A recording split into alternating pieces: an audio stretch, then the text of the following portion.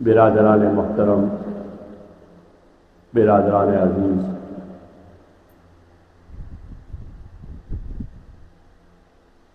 آج آپ حضرات کے سامنے گفتگو کرنے کا اللہ تعالیٰ نے مجھے موقع عطا فرمایا۔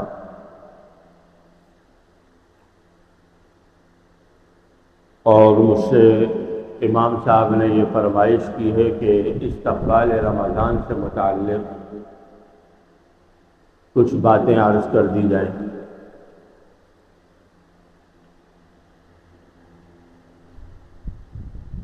رمضان المبارک کی آمد ہے، چند دن رہ گئے ہیں انشاءاللہ۔ یہ عظمتوں والا مہینہ، بابرکت مہینہ، اللہ تعالیٰ انشاءاللہ ہم سب کو ایمان کے ساتھ نصیب فرما دیں۔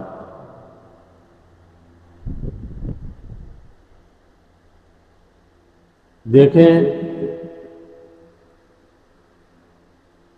جو چیز جتنی محترم ہوتی ہے، جتنی عزت والی ہوتی ہے، جتنی مرتبے والی اور اعلیٰ مقام والی ہوتی ہے، آدمی اس کا استقبال بھی اسی طرح کرتا ہے۔ اور اس کی مثال یوں سمجھیں کہ دیکھیں، اگر کوئی ہمارے گھر میں کوئی مہمان آتا ہے، ہم اس مہمان کی اس کے مرتبے اور مقام کے لحاظ سے اس کا استقبال کرتے ہیں،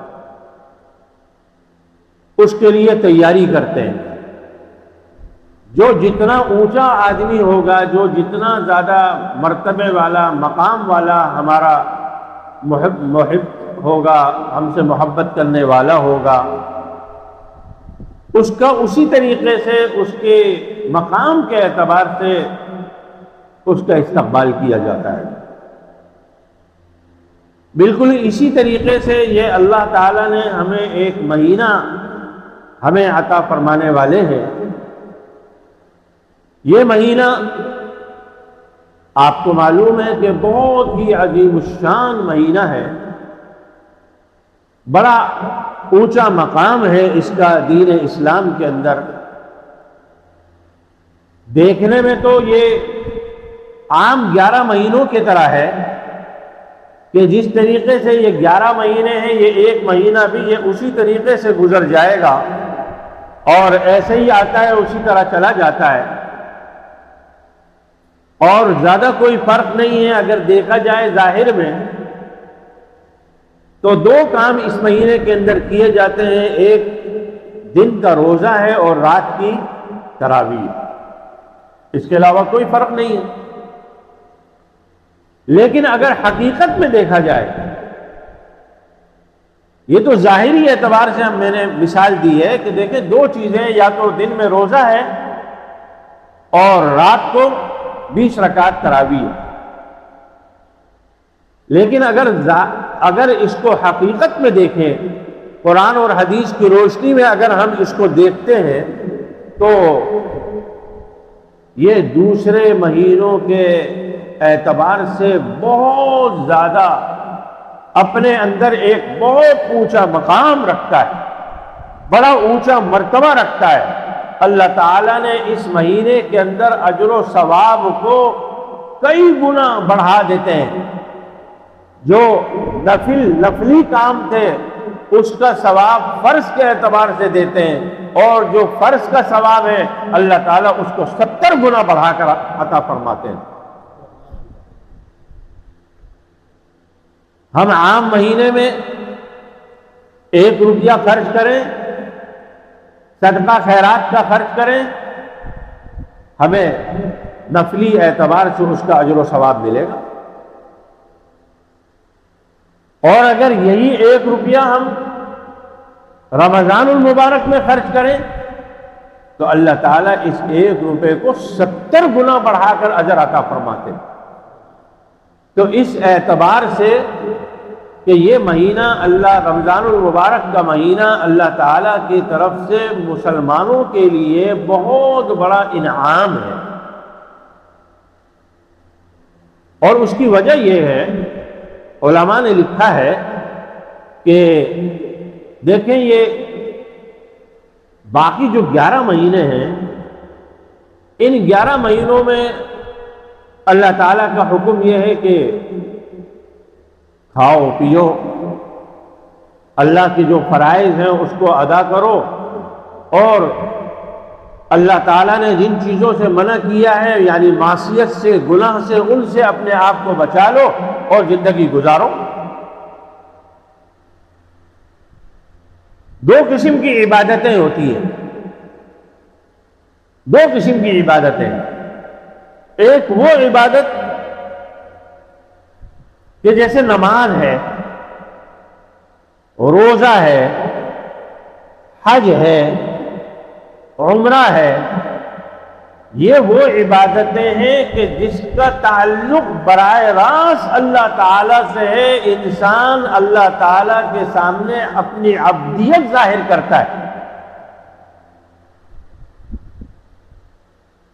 اپنی عاجزی اور انکساری ظاہر کرتا ہے. نماز سے، روزے سے، حج سے اللہ کی عبدیت ظاہر کرتا ہے. ایک وہ عبادت ہے کہ جو انسان کے ذاتی فائدے میں بھی ہے، انسان کا ذاتی مفاد ان عبادتوں سے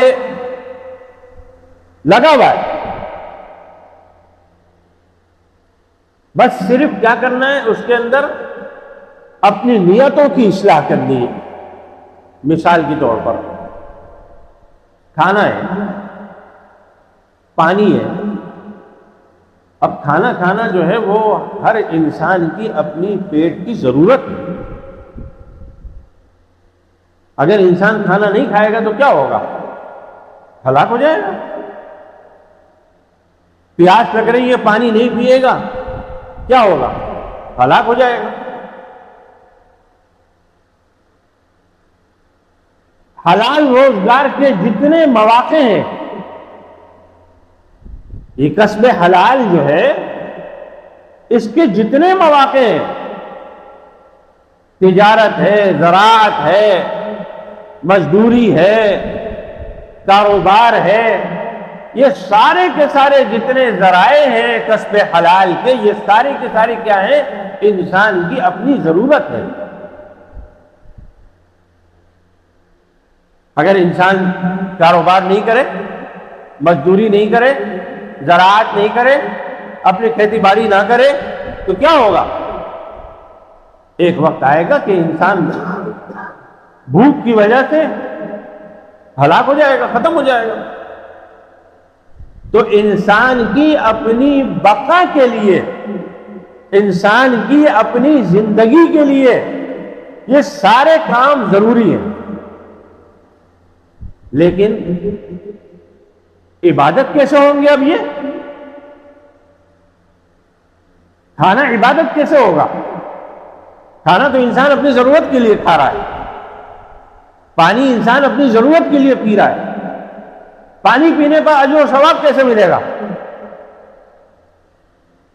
صبح آدمی گھر سے نکلتا ہے مزدوری کے لیے، شام کو تھک ہار کر محنت کر کے مزدوری کر کے گھر آتا ہے. اس میں اجر و ثواب کی کون سی بات ہے؟ لیکن قربان جائیے نبی کریم سرور عالم صلی اللہ علیہ وسلم پر کہ اللہ تعالیٰ نے ان کی برکت سے اس امت پر اتنا کرم کا معاملہ فرما دیا ہے کہ فرمائے کہ اگر تم کھانا کھاؤ، حلال کھاؤ اور سنت کے طریقے سے کھاؤ، سنت کے مطابق کھاؤ،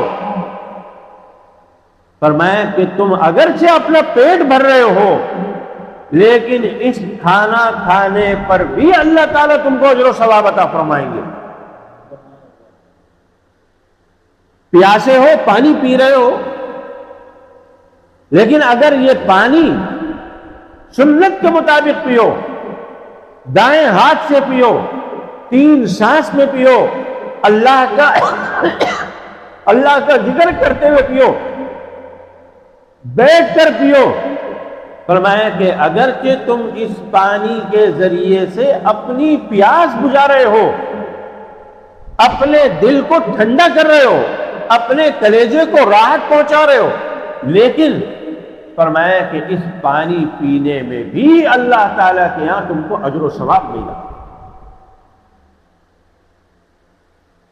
صبح کسب حلال کے لیے نکلے، مزدوری کے لیے نکلے، یہ نیت کر کے نکلے گھر سے کہ آج پورے دن میں حلال کماؤں گا، دیانت داری کے ساتھ اپنا وقت لگاؤں گا، کہیں بھی خیانت نہیں کروں گا، کہیں کسی سے رشوت نہیں لوں گا، کہیں حرام خوری نہیں کروں گا۔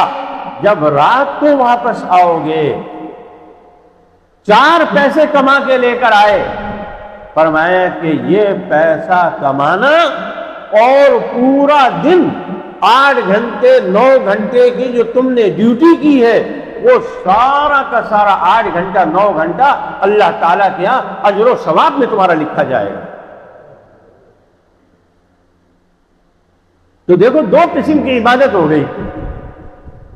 ایک عبادت وہ عبادت ہے کہ جس کا تعلق انسان کا اس سے ہے کہ جو اپنی بندگی ظاہر کرتا ہے۔ نماز ہے، نماز میں انسان کا ذاتی کوئی مفاد ہے؟ ظاہر میں دیکھا جائے کچھ نہیں ہے۔ روزہ ہے، کچھ نہیں ہے۔ حج میں کچھ نہیں ہے، عمرہ ہے، کچھ نہیں ہے۔ لیکن اس میں کیا ہے؟ اس میں انسان اپنی عبدیت ظاہر کرتا ہے۔ اللہ آپ بڑے بزرگی والے ہیں، آپ بہت بڑے ہیں، آپ بڑی اونچی شان والے ہیں۔ اے اللہ میرے پاس تو یہ جو پیشانی تھی، جو سب سے عظیم اللہ تعالیٰ کی طرف سے انسان کو سب سے اونچی جو اللہ تعالیٰ نے عزت والی جو چیز عطا فرمائی ہے، وہ انسان کی پیشانی ہے۔ اور وہ کیا ہے؟ انسان اللہ کے سامنے سجدے میں وہ پیشانی کو رکھ دیتا ہے اور زبان سے کیا کہتا ہے؟ سبحان ربی الاعلی، سبحان ربی الاعلی۔ کیا ہے یہ؟ کہ اللہ تعالی یہاں انسان اپنی بندگی ظاہر کر رہا ہے کہ اللہ میں تو آپ کا بندہ ہوں، میں تو بہت کمزور ہوں، بہت نالائق ہوں، میری حیثیت کچھ نہیں ہے آپ کے سامنے۔ تو علماء نے لکھا ہے کہ یہ جو روزہ ہے نا، روزہ یہ پہلے نمبر والی عبادت ہے۔ اس کا انسان کا ذاتی ظاہر میں ذاتی کوئی مفاد نہیں ہے۔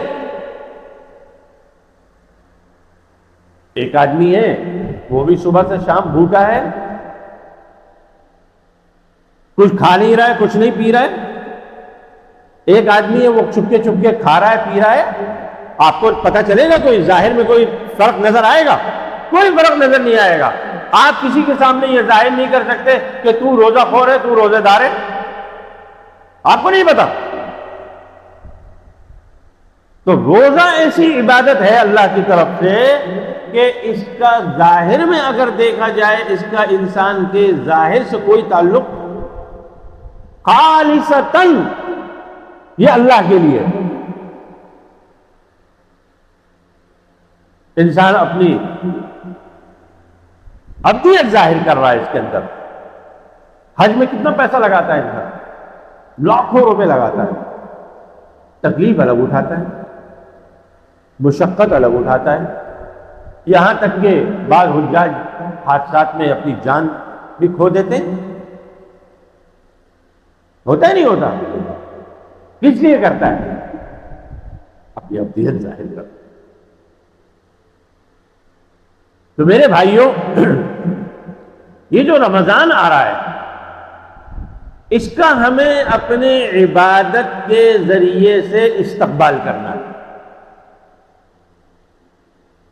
اس کے آنے سے پہلے، جس طرح ہم کسی مہمان کے آنے سے پہلے اس کے استقبال میں ساری چیزیں تیار کر کے رکھتے ہیں، اسی طرح یہ رمضان المبارک کا مہینہ جو آ رہا ہے، اس کے آنے سے پہلے اپنے آپ کو عبادت کے لیے تیار کر کے پیش کریں۔ روزہ تو ہر آدمی رکھتا ہے، تراویح الحمدللہ ہر آدمی پڑھتا ہے، اللہ کا شکر ہے الحمدللہ، لیکن کچھ ایسے آدمی کو اپنے زندگی میں رمضان المبارک کے مہینے میں ایسے معمولات لے آنے چاہیے، اپنا ایسا نظام الاوقات مقرر کرنا چاہیے کہ جس کے ذریعے سے ہمیں ان 11 مہینوں میں اور اس ایک مہینے میں، دونوں مہینوں میں ہمیں فرق نظر آنا چاہیے۔ مثال کے طور پر ہمیں قرآن کریم کی روزانہ تلاوت کی توفیق نہیں ہوتی 11 مہینوں میں، اس مہینے کے اندر اہتمام کریں۔ نفل نمازوں کا موقع اللہ تعالیٰ عطا نہیں فرماتے، موقع نہیں ملتا ہمیں، اس مہینے میں اس کا اہتمام کریں۔ صدقہ خیرات کا موقع نصیب نہیں ہوتا، اس مہینے میں اس کا اہتمام کریں۔ گناہوں سے بچنے کا اہتمام نہیں ہوتا، اس مہینے میں اہتمام کریں۔ وجہ اس کی یہ کہ اللہ تعالیٰ نے یہ مہینہ اپنے لیے بنایا، اپنے لیے بنایا کہ 11 مہینے تمہارے، تم میری ہدایت کے مطابق نبی کریم سرور دو عالم صلی اللہ علیہ وسلم کے بتلائے ہوئے طریقے کے مطابق ان 11 مہینوں کو گزارو، تمہارے پر کوئی پابندی نہیں، جب دل چاہے کھاؤ، جب دل چاہے اٹھ جاؤ، جب دل چاہے پی لو، جب دل چاہے سو جاؤ، جب دل چاہے عبادت کرو نفلی، کوئی پابندی نہیں، لیکن یہ ایک مہینہ میرے لیے۔ اور قرآن کریم کی میں نے جو آیت پڑھی، یہ صرف اللہ تعالیٰ نے اس امت کے لیے نہیں، پچھلی امتوں کے لیے بھی اللہ تعالیٰ نے یہ عطا فرمایا، تاکہ ہمارے اندر تقوی والا ماحول پیدا ہو جائے، ہماری زندگی تقوی کے مطابق گزرنے والی بن جائے۔ اور تقوی کیا ہے؟ تقوی کوئی لمبی چوڑی بات نہیں، تقوی صرف نام ہے، اپنے آپ کو معصیت سے بچا لو، ان اعمال سے بچا لو کہ جن اعمال میں اللہ اور اس کے رسول کی ناراضگی ہے، بس۔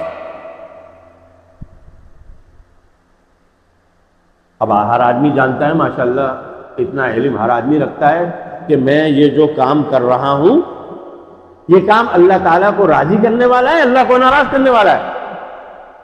ایک آدمی رشوت لے رہا ہے، کیا رشوت لینے والے کو نہیں معلوم کہ یہ میں حرام کام کر رہا ہوں؟ نہیں معلوم؟ آج کے دور میں پتا ہے۔ ایک آدمی جھوٹ بول رہا ہے، ایک آدمی ناپ تول کے اندر کمی کر رہا ہے، ایک تاجر جو ہے وہ چیز کچھ دکھا رہا ہے اور بیچ کچھ اور رہا ہے۔ کیا آج کے دور میں اس تاجر کو نہیں معلوم کہ میں یہ گناہ کر رہا ہوں؟ میرے اللہ نے اور میرے رسول صلی اللہ علیہ وسلم نے اس سے منع فرمایا، اس پر اللہ تعالیٰ کا عذاب ہے، جہنم کی وعیدیں ہیں اس پر، نہیں معلوم؟ معلوم ہے۔ تو رمضان المبارک اللہ تعالیٰ اس لیے ہم پر نازل فرماتے ہیں کہ 11 مہینے میں ہم اللہ تعالیٰ سے اپنے تجارت، اپنی زراعت، اپنے کاروبار، اپنے معاشی زندگی کی وجہ سے ہم 11 مہینے ان کاموں کے اندر لگ کر دور ہو جاتے ہیں۔ ایک مہینہ اللہ تعالیٰ ایسا لے کر آتے ہیں کہ ان 11 مہینوں میں ہمارے جسم پر ظاہری اور باطنی جتنی میل کچیل لگی ہوئی ہوتی ہے، جتنی گرد و غبار آ جاتی ہے، اللہ تعالیٰ اس ایک مہینے کی برکت سے وہ سارا صاف فرما دیتے ہیں، وہ سارا صاف فرما دیتے ہیں۔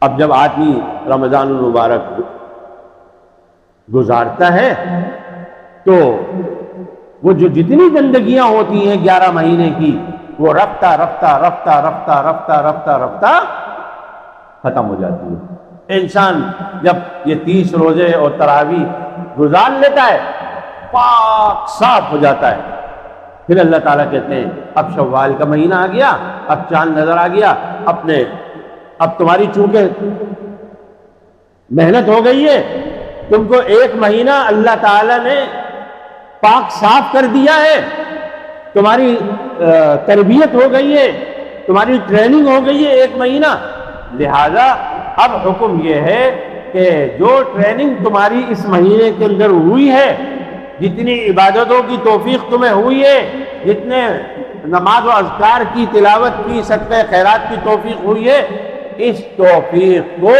بقیہ 11 مہینوں میں بھی برقرار رکھنے کی کوشش کرو۔ یہ ہے رمضان المبارک کا مقصد، اور ہمارے دنیا میں آنے کا مقصد بھی ہے۔ اللہ تعالیٰ نے ہمیں ایسے فضول نہیں پیدا کیا۔ قرآن کریم نے کہا نا افحسبتم انما خلقناکم عبثا وانکم الینا لا ترجعون، کیا تم سمجھتے ہو کہ اللہ تعالیٰ نے تم کو ایسے عبث پیدا کر دیا، بیکار پیدا کر دیا؟ سورہ ذاریات میں فرمایا نہیں وما خلقت الجن والانس الا لیعبدون، اللہ نے تمہیں ایسے بیکار نہیں پیدا کیا، تم ایسے خودرو نہیں ہو کہ آدمی اپنے باغیچے میں گھاس لگاتا ہے، گھاس کے ساتھ خودرو گھاسیں بھی اگ جاتی ہیں، تو مالی کیا کرتا ہے؟ اس کو نکالتا ہے۔ پتہ نہیں، دیکھا نہیں آپ نے؟ کیوں؟ اس لیے کہ اگر اس کو نہیں نکالے گا تو وہ باغ کی دوسری جو گھاس ہے، دوسرے جو پودے ہیں، اس کو بھی خراب کر دے گی۔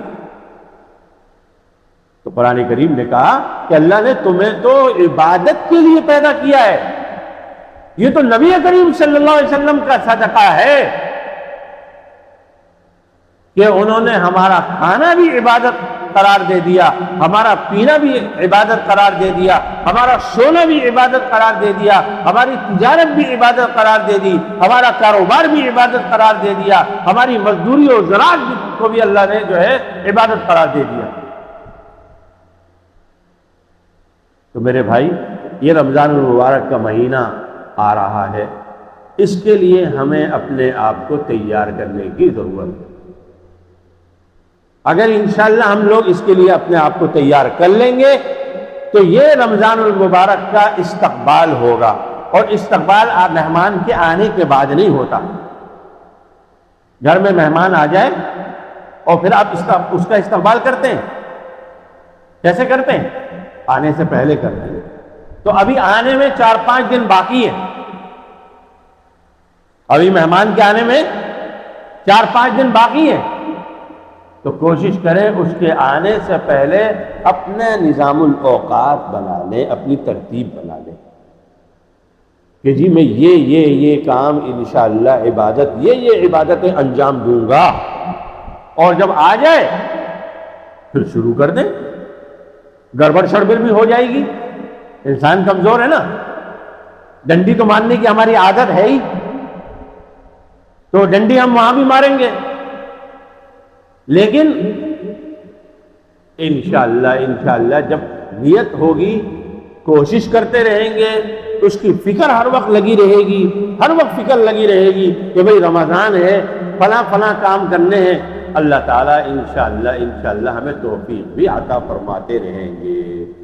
اور بھائی جتنی توفیق مل جائے اس پر اللہ تعالیٰ کا شکر ادا کریں گے کہ اللہ آپ نے توفیق عطا فرمائی ہے، اور آپ اس کو اب ہماری طرف سے قبول بھی فرما لیں اور ہمارے لیے اس کو ذخیرہ آخرت بنا دیں۔ تو کریں گے نا انشاءاللہ سب۔ اللہ تعالیٰ ہم سب کو اس پر عمل کی توفیق عطا فرمائے۔ جتنی باتیں کی ہیں اللہ ہم سب کو دل و جان سے اس کو سمجھنے کی اور اس پر عمل کی توفیق عطا فرمائے۔ وآخر دعوانا الحمد للہ رب العالمین۔